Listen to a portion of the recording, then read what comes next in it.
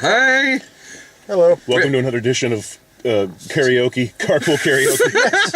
Well, actually, yeah, we do have a guitar back here. That's right. Here, this should be the still shot. What's a good Christmas song? Oh, whatever it is. Merry Christmas, go to hell. Whatever it is, I'll butcher it. Yeah. Okay, we have a special guest today. Tim Bradstreet, and I love that we have a special guest for a movie like this. Why not? I mean, what the heck? It's Christmas. Yeah. That's how our show is. It's not Star Wars or Doctor Strange or anything like that. That would make Except for that guy. It would make sense for Tim to be here to review for like a special edition thing. Why him? The movie with the extended sequence on using a bidet. It did need me, actually, because I can talk about Caitlin, who used to go out with James Franco. And Yeah. I used to know exactly like this. I know this gal. Probably. I used to know this gal, Caitlin. She was great. She's an actress, and she used to go out with James for a long time. And then she went out with my buddy, Thomas Jane, and she's so cool. But when I found out her dad was Romero in Escape from New York, I literally wouldn't leave her alone for months. No, it was cool, though. It was really cool. She's a great chick. I always have trouble explaining what I do whenever I've met, like, somebody's parents. I mean, granted, it was never anything like in this fucking movie. There weren't moose balls that came with it, but it was always hard explaining what I do without sounding like I'm an internet pornographer. It's true. I'm still trying to figure out, I think, had they had a bit of a smell-orama there, and we could actually smell the moose. Ooh, yeah. It would have been I mean, like Will Wheaton's Barf Fest, and it would have been Stand By Me.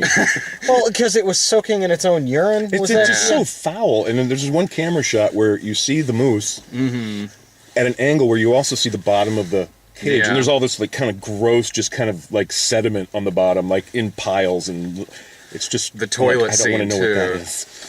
Bryan Cranston farting on a toilet. Bryan Cranston on the toilet, man. That actually, will go down in history. Actually, I did kind of like that scene. And you know what? No one really looks. You never expect it, but Bryan Cranston looked really good on the toilet. I thought he's toned up. I mean, we've been used to seeing his legs and tidy whities. That's right. That's true. No, I think that scene in most movies would have been.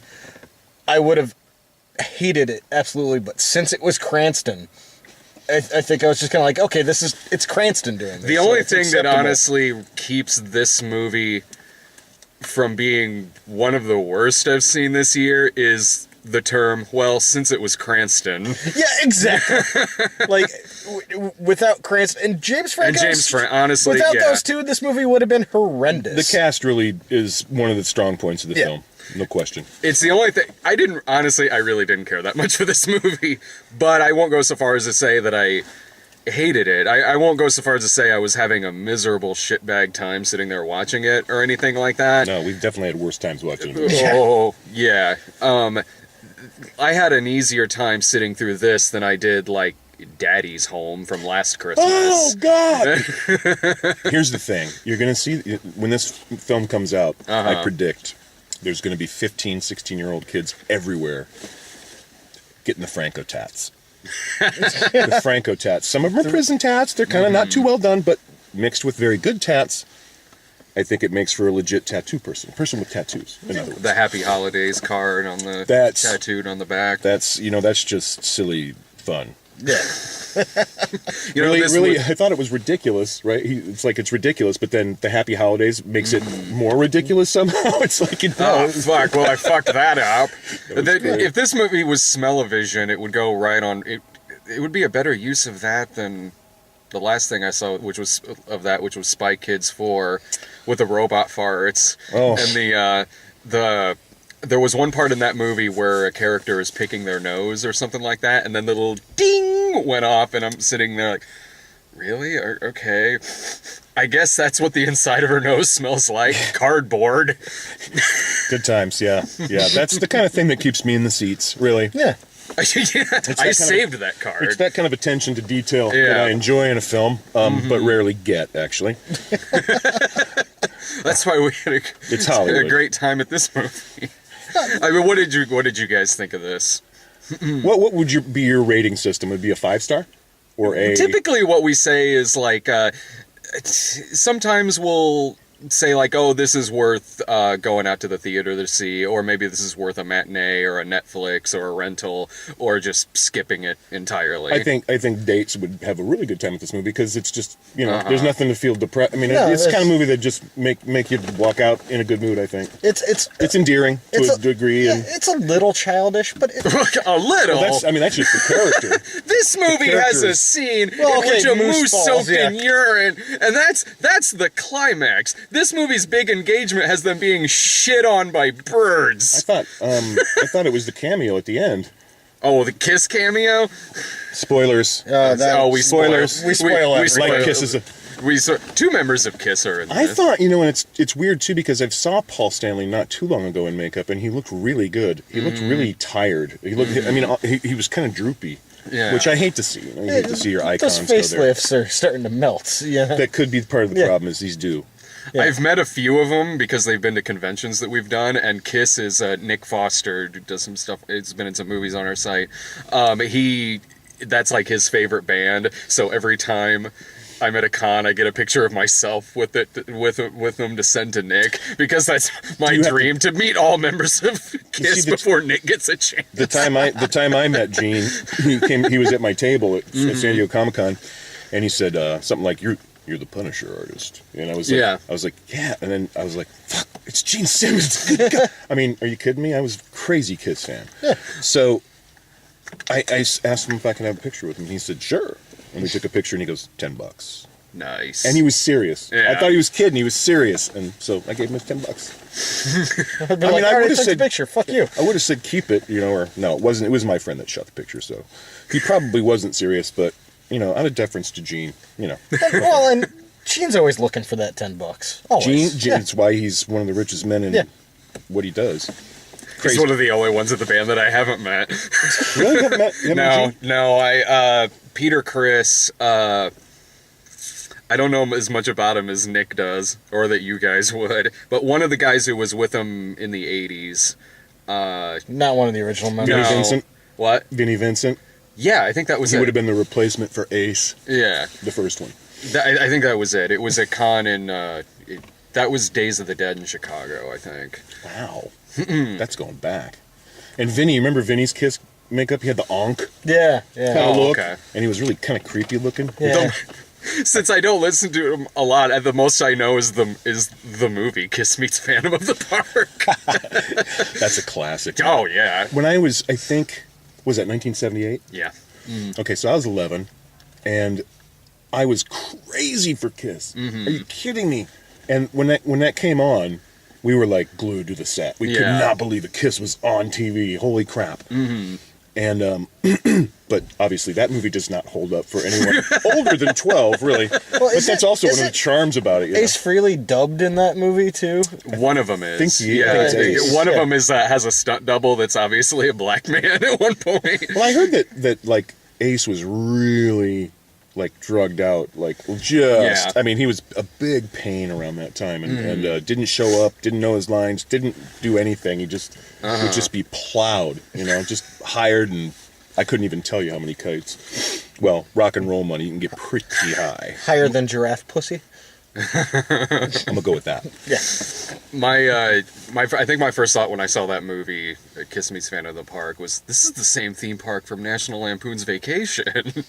I want to think they're both in the same universe. Now, see, I had that thought at first, but just because of I don't know, it was like one of the shots, and I went, it reminded me of it. Was it really the park? It is. It's like the same park. I forget which one it is. It's one Sorry, of them folks. It's one of them Park's that Zach. closed. Park's closed. The moves out front should have told you. It's one of the parks that Zach Lavoie worked at for a while.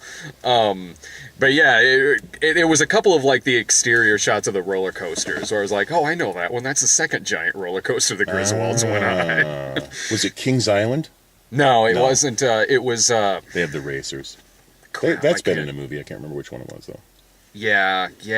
What was the movie in roller? What was the park in Roller Coaster? Fuck. Do I have to don't call know. Timothy Bottoms? Yes. Let's see. Is George Siegel awake yet? I will talk about We'll call That's My George. Bush for hours. What? Your Bush? What? Remember That's My Bush, Timothy Bottoms, where he was Yes. George W. Bush on Yes. on that sitcom? That is That's right. I enjoyed that. I liked that show. All 6 Timothy episodes of it. No, this is the kind of movie where you pretty much, It's if you've exactly seen the what you trailer, expect. you know what you're in for with this. It's the kind of movie that I think they do about once a year. Yeah, it's I thought Follow it the was Bride. Yeah. Yeah. It's all those movies. Dave and I were talking like we've seen this movie 100 times. We all have seen this movie 100 times, but it's and this is only my opinion. It was somehow James Franco's just endearing. It's like even as a guy, I can't hate the guy. You know, it's like usually you're like, oh, that guy's a fag, man. No, James is just kind of fun. And then those people came in late in the theater, and I said something like, hey, Seth Rogen isn't in this one. It looked like a crowd that was like, why are they here? They should be here for like whatever the next Seth Rogen movie is. Well, we snuck in a bunch of candy Freaks to and go Geeks. see this, so we look like we just got blitzed in the Dude. car and then decided to go. None of us ate dinner, so we were crammed. I've lost a bunch of weight. I look like my old self walking in there, so it didn't fool. I mean, nobody was. Oh, it they fooled don't care. everybody. in Puffy in weird spots, yeah. I thought it was better than I expected. I didn't think it was a bad movie. I It didn't wasn't think it was good. a good The movie, but my biggest issue with this movie, it isn't the actors. One of the things I will say this: what I like about the movie is Bryan Cranston and James Franco. What I like is that James Franco is never really playing a bad guy in this. He is just playing a guy who he says fuck a lot. He pretty much he has no filter. He just says whatever the hell he wants. But there's no point in the movie where he's a bad guy. Like he is a guy who obviously does love this girl. And Were you waiting for the other shoe to drop though? No, like, no, as I looked wasn't, at but James, I was like, is there going to be a dark side to this? You know? Oh, yeah, there was one part where I thought it might go somewhere like that, and that was when Keegan-Michael Key was weirdly leering around the corner at dinner at one point. I'm like, okay, are we going to have some weird plot twist where one of them's a villain? Honestly, there are no villains in this. Was that- And I did enjoy that about the movie. Was that Kato? Yes, yeah. What was his name in the movie? oh, Gustav? Gustav. yeah. That guy Yeah. was great. In fact, I would say that character Keegan-Michael Key's took it a fun. step above a lot of those movies because it was just so well done. I mean, he played that character to the hilt, man. It was great. But you know, I mean, I mean, you don't have to be Ridley Scott to do a movie like this. I mean, as long as as you can, hilarious as that would be. yeah. Well, he got close once, but say it. Say it. No, man. I mean, it was silly. You know, it was silly. It was not. I mean, there was a time like I would walk through the mall or walk through the movie theater, and I'd see a stand up for like dodgeball, Yeah. and I'd be like, "You gotta be kidding me!" I liked Am I dodgeball. really gonna see? But I was like that at the time. I Yeah. was just like too caught up in my own stuff and not taking. I mean, I got to treat it like music now. Like I never begrudge anybody their music, even if I don't like it. Like Yeah. I'm like I hate that, but I don't belittle it in front of them. Because Yeah. that's the kind of thing that'll come to blows a lot of times. I mean, I would. Somebody talking up my music and being shitty at it, I'd knock the crap out of them if I had to. I'm a little sophomoric sometimes. Goes with the territory. No, for me, this was the kind of movie that if it was midnight or later and I was a little baked and I was cruising through Netflix and it was on Netflix, I would have no problem sitting there watching it, and I'd probably have a fine time watching it. I can't suggest enough. spending money and going to the theater to see it. Yeah. I can't suggest that. That's a by date. any It's a date means. movie. I my mean, well, I can't None of the imagine. dates I've ever been on. I can't imagine a scenario where I would be You're a man of the clock. even high. I can't imagine I'd be sitting around watching this. I'd probably just go to sleep, like You have smokes a and pot and different- goes to sleep. You have a different filter. You have a different kind of like divining rod for what you like in a film. This Not is- necessarily, But I don't think that like films like this, they don't really jump up into your like. You would never rate one of these kinds of films a best film of a year by any No, stretch no. of imagination. Well, I mean, like, But you have to go to it. I would. Well, I mean, I would rate would rate them in terms of like, if it's one of the best comedies of the year. Some of my favorite comedies are actually gross out movies like this. Sure. The movie Screwballs from '85. By the way, I love Dodgeball. I do too. You can dodge I a do wrench. love Dodgeball. Dodgeball's great. You Yeah. can dodge a ball. I do. I do love Dodgeball. There are a lot of gross out comedies that I like. The problem I had with this one, Great one. Bridesmaids, I didn't see. As soon as the girls figured out that they should do a guys movie, like let's just be raunchy like the guys, then maybe we can try something new here, and it totally worked because everyone liked it. Girls liked it because it was pretty empowering, and guys liked it because it was fucking stupidly fun. For the most part, I enjoy Bridesmaids. For the most part, I enjoy James Franco movies. I like Seth Rogen movies. I like a lot of the movies that they do. As far as the more raunchier stuff, last year I really enjoyed Trainwreck. This one, Trainwreck was great. Yeah, I love that one. This one was a movie that I wish didn't stop every now and then to just be a gross out movie because it was so random and it stayed around for so long. Like that scene on the toilet goes on a long time. It's you might think Martin Brest directed this movie, and I'm not talking about a Midnight Run style of film, but what was the one he did after that where it was Brad Pitt, Mr. Where it's just long shot after long shot after camera stay, and it was a very pretentious kind of film for a guy should know better, but he got kind of carte blanche on it, so he did the movie he wanted to, and Meet Joe Black is what it is. That's it. And Meet Joe Black's a good movie, but it'll like filmgoers today are much different. Kids, I think under 20, if you play, I mean, for the most part. Just of the general populace, they don't care about that stuff. They're like, they don't care about Steve McQueen, who's that? Do you know what I mean? And when I hear that, I'm like, are you kidding me? I want to kill you. But someone goes, that guy who directed 12 Years a Slave. They don't see any of that. I mean, they're just, I always say, and I used to get really mad at it, but I finally got to the point where I was like, listen, the good ones, people with a discerning eye are going to rise above that shit and discover their stuff on their own. So why try to turn them on when they're being resistant, Because unless there's like staccato editing, I can't sit there and watch it. I'll fall asleep because it's so boring to watch a tracking shot that lasts more than 10 seconds. Of comedy, of the sophomoric comedies like this, there are... There are better ones. Well, no, there were also much worse ones this year. There was 50 Shades of Black, and there was a Medea Halloween and things like that. I mean, this movie,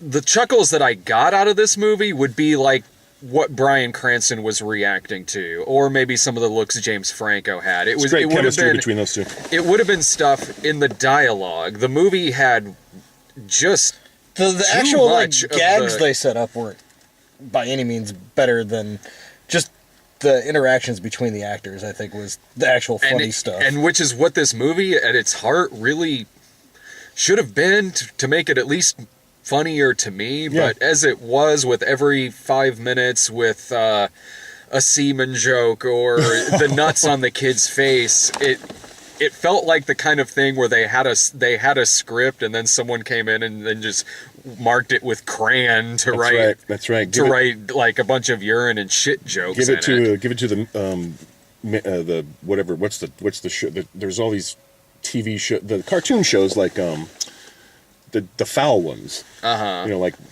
I want to say I keep wanting to say Major Dad. When I'm talking about Gerald McCraney. But some of those writers, are always into that stuff. They're always like, hey, yeah, I'll write a crap joke, a fart joke. What, semen jokes? Bukkake? Are you kidding me? I'm like, is that really in one of these screwball comedies? I'm like, that's just kind of ill. That's another thing. It's like, this is the kind of movie where two characters might be saying something funny, and then the movie just stops dead for 5 minutes to have a conversation about what bukkake is. Well, 3 minutes. Seemed like 5 minutes. I was timing it. It was 20 minutes. Oh my god! Well, that was half of this. It was one of those jokes that would have been. The setup for it would have been a fine throwaway joke on its own. It really wouldn't have been that bad of a... It was like, you get a little giggle. But having to come back to that and bring it up again, it was just like, well, that's not necessary. That's not the one you want to circle back to. Yeah, exactly. And this movie did that a lot. It circles back to the worst jokes in the movie, whether it's the toilet joke, the moose urine, and I don't know. Like, a lot of that stuff wasn't working for me in this, because it was for me, it felt like it was just there to be gross, and that's it. It almost seemed like it was a script that was like, okay, let's take this movie that made money at the box office, and let's kind of take all the major points out of this that work for us. Okay, it's the dad-daughter relationship, it's this, it's that. And they basically just make carbon copies of these things. It's I don't know that, like a screenwriter like that, we were talking about before the show, and I was like, well, at least he got paid. Oh, sure, I'm sure. But, he probably didn't get paid very much, and probably not as much as people think he got paid. Yeah. That's just the way it is. Well, one of the writers on it. But it's a carbon copy of, No, this movie it's not a challenging script to write. No, I mean, this movie feels like it was made because last year at Christmas, Daddy's Home did really well. Yeah. That's kind of what this feels like. Studios need to have that kind of, they need to have that variety. So, there's not just action movies or whatever to see. You have to have an alternative, right? Well, it's better than Collateral Beauty. Well, the horrible thing is the way the studios do it is they do it almost like comics publishers, where they get a list of the films they want to get in production, and they basically just set deadlines for all of them, so they can release them on these dates that make sense to this pie chart and this pie graph and this audience, this test audience. It's like so ridiculous, because everything right now is it's about box office, it's about opening weekend, and it's the dumbest model ever created. Well, and it's the dumbest thing ever. I've brought it up before too. I honestly feel like the past couple years, it seems like every year more and more movies come out every year. Lord, yeah. And I remember, when The Matrix came out, that was the main movie playing for 6 months. Yeah. Matrix was one of those, Sixth Sense around the same time that just kind of transcended everything, and reminded you of a movie like when Star Wars came out in 77. Yeah. And in 1978, you look up at the movie marquee and it says Star Wars held over for a 67th week, and you're like, it's been playing for over a year. That and you're gonna see that earlier and earlier in the year too, especially how you have months like January and February that are kind of they'll put whatever out, but meanwhile this year in February, like, you have Deadpool, which does gangbusters. You'll start seeing more and more of that earlier and earlier, and it feels like it's also why a lot of big summer blockbusters, more of them bomb now, more so than you would kind of see. Everyone's hedging their bets on big budget, 6-figure movies. Yeah. I mean, Marvel made the model for that. And, and it's like, how do you compete with that? I mean, you can't. I mean, if you lose, you'll lose big. If you win, you win big. But if you lose, you lose your ass. If Cleopatra wouldn't have made any money, and the studio just would have went. And like with Cleopatra, how it's simultaneously on the list of the biggest bombs, yet also on the same list of the top money makers of that year. Yeah, exactly. It was well as the filming, right? There were all these delays. It was almost like Apocalypse Now. Yeah. The things going on behind that film while it was in production, it was just hitting variety a lot. You have movies like Batman v Superman that have to reach $1 billion in order to consider and itself. that movie's one of the highest grossing movies of all time, but still not that much of a success compared to what it probably should have made. Compared to what they wanted. I never take box office seriously. It's bullshit is what it is. Well, it's tickets sold. If you want to rate it, like Ben-Hur probably sold more tickets than Titanic. Oh yeah, easily. I think Gone with Titanic the Wind was is the still biggest grossing movie of all time. Yeah. Are they? Or did they get Avatar. unseated? Avatar. Okay, so it got unseated. But wait, I think Force Awakens might have gone even past that. Oh yeah? I think maybe. I haven't looked at an adjusted box office list in a while. They were paying $2 for a ticket, $1.25 when I was a kid. So 75 cents in the early 60s. Yeah. So, I mean, but the other thing is that movie probably played for. Well, it had to 3 or 4 months, and how else are they going to see it? They have to go out in some places. They have to go out to the theater to see it, or else they don't. But I think that's the telling thing, though. It's just like what we were talking about electoral votes and all this stuff with the election. Yeah, I'm sorry. It's as simple as this: you vote, you count the votes, and the one with the most votes wins. That's crazy talk. Isn't that nuts? Jeez. No, I agree, because I think in terms of ticket sales, I think Gone with the Wind is still number one. Gone with the Wind would probably, have to be number one. Definitely. I think it Even is. today. And this couldn't have had a big budget to it. This will have. I'd say 30. Only because James Franco and Bryan Cranston got a budget. They spent a lot of money on set design. You could do that movie for 4. for $4 million. Oh, If you could do that. David movie for Dakota less. could do this movie in a weekend. Oh, well, sure. David Dakota has a big house that he uses in all of his movies. Yeah. So that's really what the most said in this movie was a big house. We should be talking about a remake of People Under the Stairs then. Yeah. Let's bring Everett McGill out of retirement. Well, and that's something worthy of remaking. Find stuff that's kind of middle of the road. We're getting way off topic here. No, we do that's all the what we time. do. But it's it's like you can't. I don't know. It's just it gets to be the same old thing. Did you go see Don't Breathe? No, That was if you like People Under the Stairs. That was Stephen Lang as a blind guy. I love Stephen Lang. Terrorizing people in a house. I mean I'll watch Really Band of the fucking Hand good. because Stephen Lang. Oh yeah. I mean, That's why I watched that Terra Nova show for the first few directed episodes. by Paul Michael Glazer. Remember Band of the Hand? Yeah, Paul Michael Glazer. I think he's still a director. I think he's still No, he is. working. Yeah, he's a. You get a guy that's worked on it. You got a lot of those people running around right now, former actors and stuff like that. I think my favorite director right now amongst that kind of crew. And mostly these guys are coming out of cable, like Sopranos, directed Rome, did these kinds of things. Is Timothy Van Patten of all people? I knew He's that's what you were done going to some say. amazing work, and I really think he should graduate. He should be able to graduate to feature films because he's shown he can do the Yeah. job. And I think he's really more about. I mean, every episode that I've seen of these shows that he's directed are like a step above the other ones. And it's not just they gave him the best episode. He pays that attention to little things like let's tweak the script right here. Let's let's do these things to give this movie. This could have a little TLC if we do the right things. We can make this special. Yeah. And that's how he thinks, and I love that. That's refreshing. The first I ever heard of him was remember The Master with Lee Van Cleef and him. Shit, I still have the tapes of that at home. Wait, what was his salami? Yeah. It was. Yeah, it was. It wasn't. Was that Tim Van Patten? He was. It was Tim Van Patten was salami in The White Shadow, right? Oh, in The White Shadow. Yeah, I think so. There's the correlation for that. That's right. That's right. Yeah. Yeah, you got to have an old timer like me sitting in the front seat to go back to The White Shadow. I saw that when they showed it on when they used to show that on Nick at Night. But you brought up The Master. I mean, I just want to kiss you on the head. I remember when Lee Van Cleef passed away, I cut out his obituary. It's still hanging in my closet at my parents' house. I've got I love Lee. I've got every '80s series where Lazenby came back to play James Bond. That Return of the Man from Uncle. Oh, I got. You know what? Funnily enough, I was at one of those Darabont dinners, the annual Frank Darabont dinners at Comic-Con. And we'd been doing it in the same place for a long time. So we knew all the servers. And this one gal who was just always really nice to us and took really good care of us, she comes over to me and she says, of course she came over to me because I'm the most gregarious guy sitting there. So she knows she can approach me. And I'm like, she says, what's the James Bond movie that isn't Sean Connery or Roger Moore? And I went, and this is kind of right before Daniel Craig. It's a little, no, I don't think it's that long ago. But anyway, she says, I said, George Lazenby? And she goes, I think he's sitting right over there. No shit. She goes, would you come over and, take a picture of me and him? Holy shit. And I said, sure, I'd love to. So I got up and I went over there with her, and she said, excuse me, are you Mr. Lazenby? And she's like, yeah. She goes, do you mind if my husband takes a picture? It was just He is so good. one of my favorite actors. Like, this is rare that it's not one of the midnight screenings where I'm wearing a Lazenby shirt.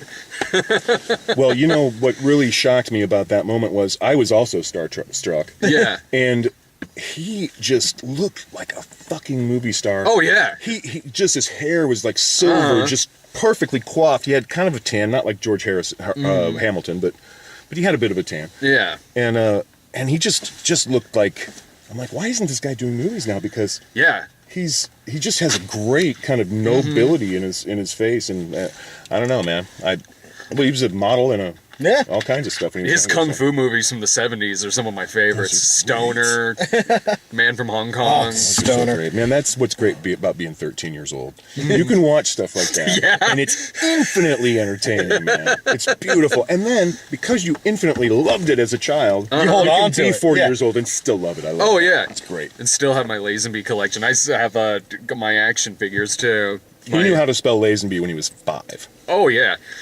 It's not an easy name to spell because it's like hard to pronounce as well. It's hard to talk a Lazy tattoo boy? artist into getting Lazenby tattooed on a 5-year-old's back. He said, "Can I get that? Can I get that in Gaelic letters, please?" Like I thought he went like the the newspaper Gothic. font. Well, any final thoughts about this before I have to go see Assassin's Creed. Assassin's Creed. I kind of wish I was going to that with you because I wouldn't mind seeing Michael Fassbender and another Centurion. It seems like that's what it is. I mean, in a way. Assassin's. Honestly, I don't know that. director? Oh, Maybe it should have Neil Marshall. I don't know. Neil's awesome. He's a great dude. And I don't know much about the video game. Honestly, I'm kind of walking into this one blind. Oh, really? Yeah, Yeah. I don't know much about the video game either, other than the Yeah. fact that when I first saw those games, I really gravitated towards it because I love historical stuff and period stuff in what I do with comics and with covers and stuff. I love the subject matter, and you can really be as, treat that stuff as kind of what's the word I'm looking for? Soberly. Yeah. That's not the word I'm looking for, but it'll do. Something that's watered down. Yeah. And versus something that's got a lot of balls to it. So Moose balls. moose balls. Would you guys would probably call it, what would you call this? A rental? I'd call it- I matinee, would- or- Absolutely. I'd call it a Netflix. Wait for watch or Netflix, something like that. and you'll have a ball. Or take your girlfriend to it. And if you're 18, 19, 20, between that's a good date. It's one of those movies that it's exactly what the trailers and everything make it out to be. If Like, you're you've sold seen on the tra- trailers, you'll like the movie. I mean, Well, I thought and maybe even the trailer is funnier than the movie as a whole, but it's fine. Who was the gal that played the daughter? I'm not sure. I offhand. kept She sitting looks there familiar. I thought she she was looks really like good. Isla Fisher, but I know it's not her because she's not 21 years old. I liked her a lot because she even though she had to play the woman at times and be a bit of a bitch. But at the end, she stood up for that way. herself. She didn't come off that way. She came off really strong and independent and beautiful, and that And was, by the that was end, good. I was like, yeah, I get why this relationship happened. I was like, yeah, okay, like this isn't unbelievable for Well, me. there's that sub story too of he runs a printing business Yeah. in an age of the digital age, and so that's, I mean, that's kind of saying something underneath that. I think it's like, what are we going to do with comics at some point? What are we going to do with it when we thought they were going to go digital totally? Or whatever that is, print media of any kind. The gag where the paper was their food was kind of like that was one. That was a good sight gag I laughed at. Like It looked so horrible, like if you've ever eaten at a 5-star restaurant, or you watch, like any of those cooking shows where it's presentation and all that stuff. That's what it was, but to the most crazy degree you can think of. Let's have, bear, A smoked bear. smoked grits. This is a that Kodiak. they're I cutting killed up with myself. that he was using scissors to cut their paper food. My favorite one was the sea urchin. It's like, how do you eat it? It's a sea urchin, like with a salad in it. So you're supposed to are you supposed to pick it up and eat it, or impale yourself, or you Edible scoop it out? dirt I mean, was one of them. it Edible was just dirt. silly stuff. But it was kind of funny. That was a good I get a good sight chuckle gag. out of those. This movie, it got a chuckle out of me here and there, even though overall I can't say I was a huge fan of this movie. But I will say that Not saying I was a huge fan either. if you put this on Netflix and you're sold on it within the first few minutes, you'll enjoy it. Like it's not like it's a movie that radically changes tone. It's or innocuous, anything. It's innocuous. And if you want to feel good, I mean, if you're like, you just want to go see a movie that's not gonna, you don't want to. People sometimes just don't want too much, which is why we have a lot of cheeseburger out there. Yeah. Oh, But which is why they make movies like this, and that's fine. There's a place for a cheeseburger, but not every meal. Do you know what I mean? That's what we're talking about. Look, this would be the better choice than seeing something like Collateral Beauty or Well, and then what you were saying last year about Daddy. Oh, Daddy's Home. Daddy's Yeah, Home. this I'd much rather see a film like this than something a little more lowbrow, but more adult themed. Than see a silly Kindergarten Cop style movie. we got Kindergarten Cop 2 on video now. We can watch Is that Richard instead. Tyson in it? I hope to God they bring back Mr. Chris. I was talking to Phil Jano, and I said, it would be so great if you did a sequel to 12 O'Clock High or 3 O'Clock High. I was thinking of that movie with that fist fight trailer with the Charlie Day and Ice Cube. I'm like, I almost leaned over and said to you, like, this is 3 O'Clock High or something. Which I guarantee you is going to be a far better movie. Yeah. Oh, yeah. 3 O'Clock High is a genius film. I'd love to see like a sequel to that because Casey's around and Richard Tyson hangs around the old or the New Beverly Theater a lot, Nice. and he does Q&As down there. And Yeah. I mean, everybody's standing around. I mean, they're all here. Let's get them. Let's get them together. Let's do a Richard movie. Tyson's fucking great. Yeah, Like his manager's an asshole. Oh, You heard it here. I gotta go see those Assassin's bridges. Creed because God forbid I miss Assassin's I Creed. know that's not a bridge burnt. He's an agent. He ain't gonna do anything for me. I'm my own agent. He can't do anything I can't do.